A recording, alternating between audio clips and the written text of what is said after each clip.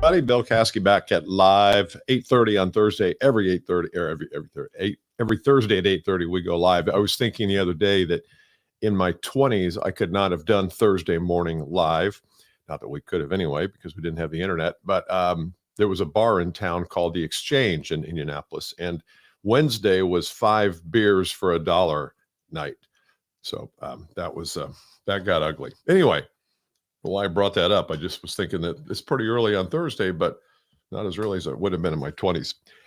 Today on this program, we're going to talk about story and how you can tell a better story, maybe give you some ideas on where you tell the story of you or of your company. There's really two different stories. There's your personal story, which I think is important if you're in a role where you are entrepreneur, business owner, creator.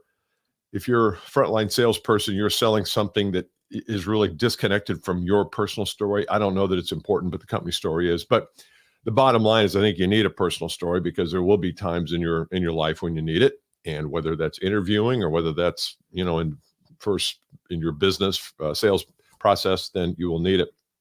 But I want to talk about it today. I want to give you some structure around it. Before we do that, though, I want to make sure you all know about a program we're doing next Wednesday, January 31st, how to use leverage to grow your business and income in 2024. Some of the things you're going to hear today, we will dive into a little bit. We're going to dive deeper into story than we will on the masterclass next Wednesday. But if you're in sales, whether you're, early in your career, middle of your career where you're doing pretty well, but you'd like just a little bit of reinvention, or maybe you're a super high achiever already and there's another level, regardless of where you are, I think this masterclass will really help. It's a preview for a program we're doing starting in February called the $1 Million Seller. And this will preview that. And I think it's 45 minutes of what I know will be valuable content because we're introducing something we've never introduced before. So I hope you can make it. Links, go to billcaskey.com/masterclass. Okay. So let's talk about story here. I've always been, you can comment, by the way. I know I'm not great at fielding comments, but if you have a comment, want to introduce yourself, I'd be happy to share your name with the world if you want. The whole concept of story has always fascinated me because I feel like we bring such uniqueness to the world, and yet the world, you might call it the matrix, the universe wants to commoditize us. And when you go in to talk to a potential client or interview for a job, there's lots of other people doing the same thing you're doing. And so how do you stick out? We used to think back, 15, 20 years ago that you need to find that uniqueness. We're the only company in the world that does this. And then their prospects like, well, no, everybody does that. Well, but we do it in just this way with fire brewed brewing. No, a lot of times it's hard to differentiate. But one place where you always have differentiation is in your story. Why you do what you do. Why the company does what it does. Remember, Simon Sinek talked about start with why. And I think that obviously he had something. He's built a whole business around a little 3-letter word.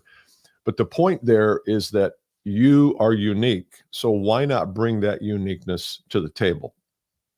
And I've got a client, he might even be watching, a client who sells in a very competitive, commodity-driven business. And he has started a YouTube channel where every week he posts a update on world affairs that affects his customers.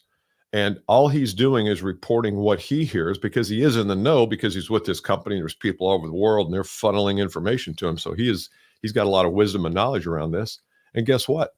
The people who call him from his from his little video series, they don't care about price because they see him as somebody unique. They see him as delivering value to the marketplace. That's not that price doesn't matter at all, but he's not getting nickel and dimed anymore for the people he speaks with and does business with. So, but it's a way for him to share his uniqueness, why he does it every week.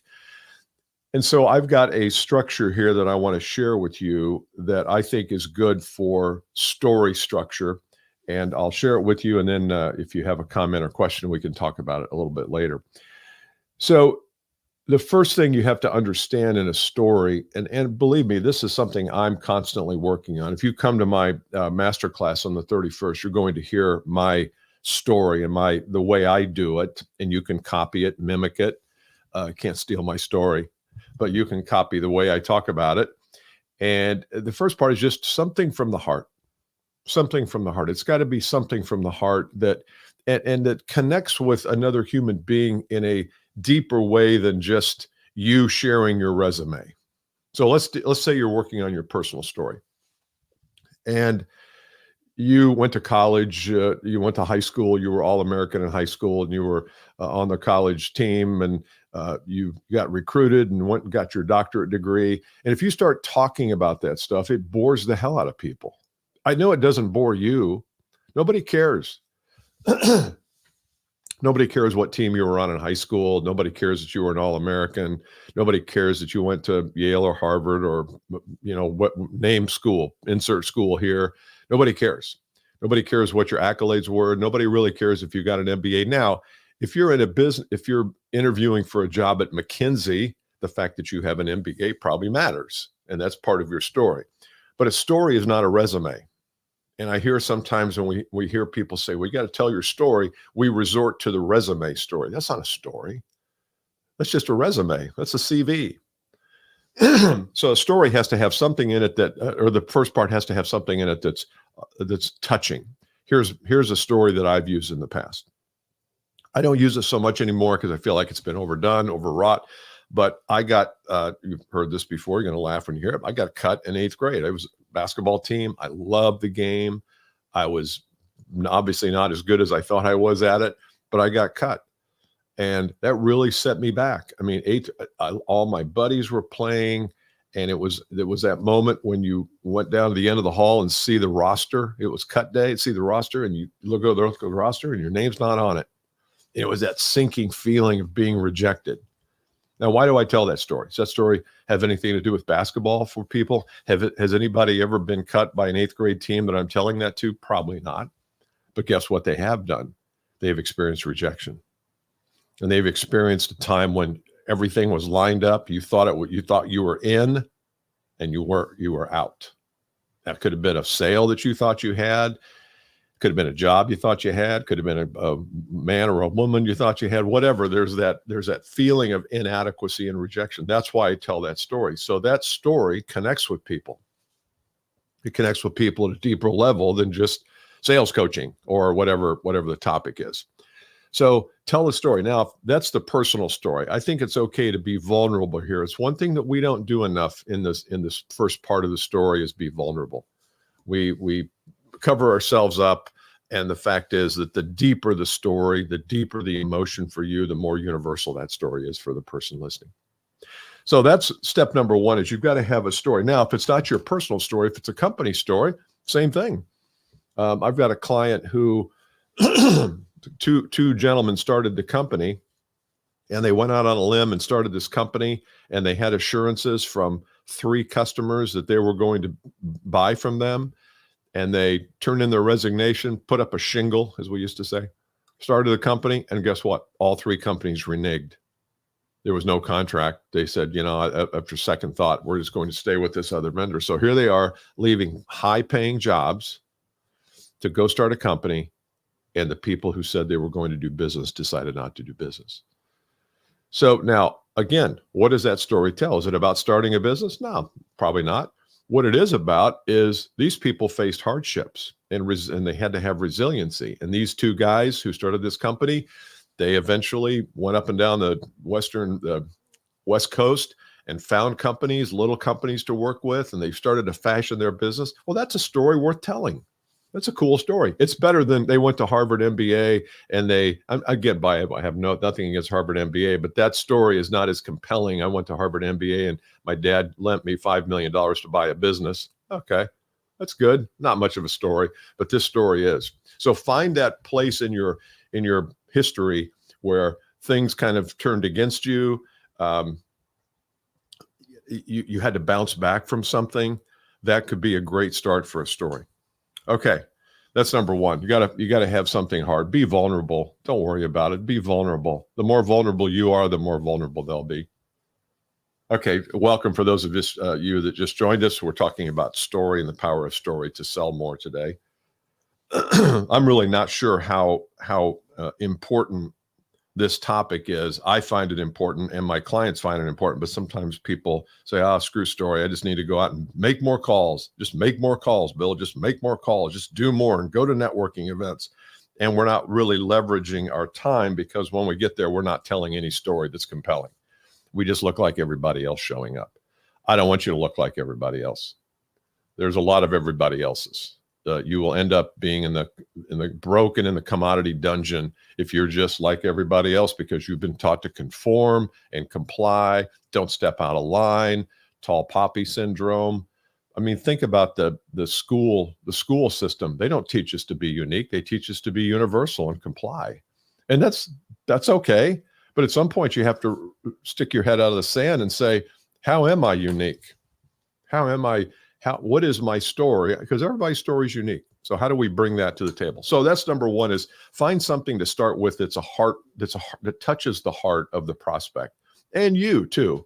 And you can find a time. There's something in your background that does that. Number two, I think it's important that you have some kind of content in your story.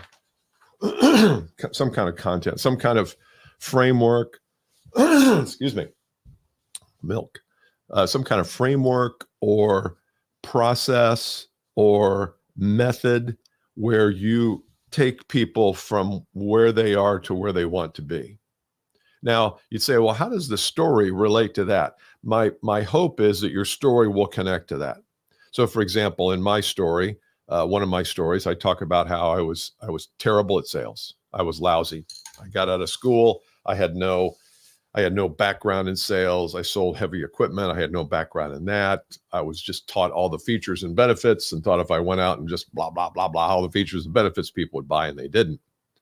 And I struggled for years. I didn't know where do you go for help. Back in the 80s, there was no place to go. So I tell that story because the second part of that story is I had to figure it out. So I started to read and consume and buy cassette tapes and go to programs and start to learn sales and communication and strategy and deeper thinking and all that.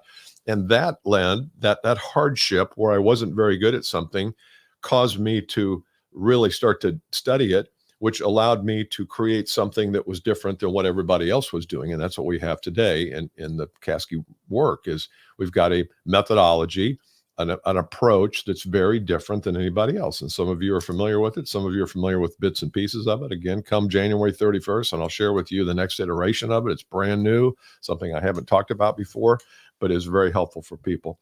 So you've got to have some kind of a connection point where you connect the story to the content that you teach. Now, here's the way I would think about this.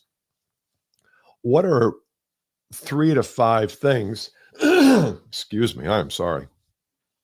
3 to 5 things that you do that make your solution valuable.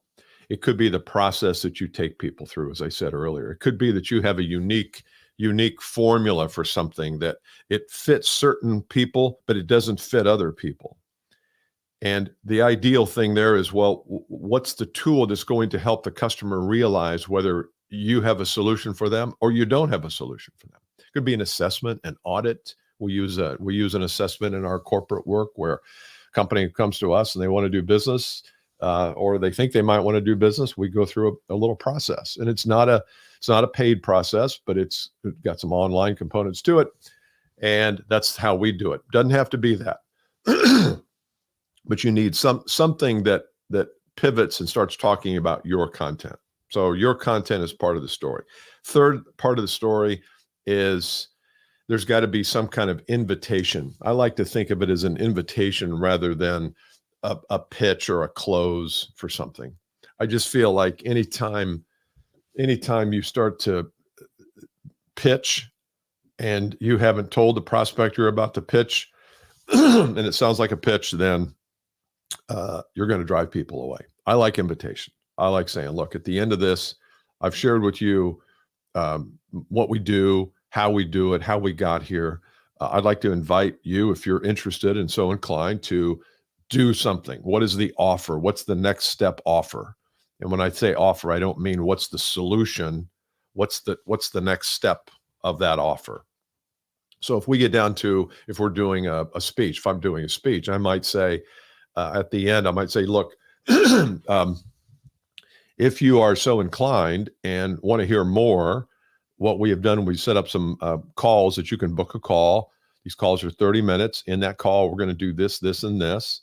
And at the end of that call, you can decide if anything that we talk about in that meeting fits you or not. If it does, great. If it doesn't, great. Our life won't be changed one way or another if you work with us. But this is the process. So that's an offer. Your offer is not your solution. Your offer is the next step. What's the next step, and why is it in their best interest to take that next step? So think about, so you got heart, you got the opening story that kind of touches people emotionally. You've got the head stuff, which is the content, the frameworks, the process, how you do what you do. And at the end, then you have something that is an invitation to action. I know we use the words call to action, which I like call to action, but I like invitation to action. You're inviting them to come into to your world to participate in something and engage. And I think that's more of an invitation. So hopefully that's helped today. I think you telling your story is really important, and you can't tell it if you don't have it. And we can do another session here on when to tell it, where to tell it. You could even whole session on how to tell it. But I wanted to get you this framework. The heart, the emotional part, the intellectual part, and then the invitation part. And I think if you hit all those, you're going to be in good shape. Comments, anybody? Let's see. Do we have comments up? No comments today. Okay. I must be an impeccable teacher. I've taught you everything just perfectly. There's just no comment. There's no question. How is it? YouTube? Yeah, we got some people on YouTube. Good job today. Okay. Hope this has helped. I'll talk to you later. Bye. Oh, by the way, January 31st. BillCaskey.com/masterclass. I want you all there. Be there.